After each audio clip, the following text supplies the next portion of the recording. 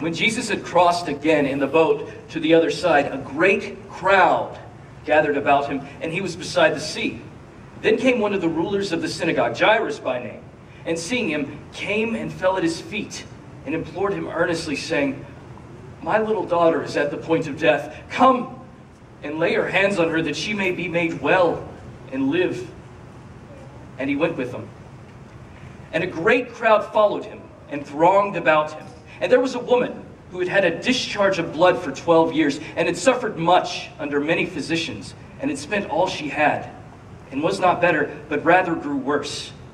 When she heard the reports about Jesus, she came behind him in the crowd, and she touched his garment. For she said, "If I can touch even his garments, I will be made well." And immediately the flow of blood dried up, and she felt in her body that she had been healed of her disease. And Jesus, perceiving in himself that the power had gone out of him, turned about in the crowd and said, "Who touched my garment?" And his disciples said, "You see the crowd pressing around you, and yet you say, 'Who touched me?'" And he looked around to see who had done it. But the woman, knowing what had happened, came in fear and trembling, and fell down before him and told him the whole truth. And Jesus said to her, "Daughter, your faith has made you well. Go in peace and be healed of your disease." And while he was still speaking, some came from the ruler's house, saying, "Your daughter is dead.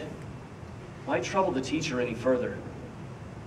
And overhearing them say this, Jesus said to the ruler of the synagogue, "Do not fear, only believe." And he would not allow anyone to follow him except for Peter and James and John, the brother of James.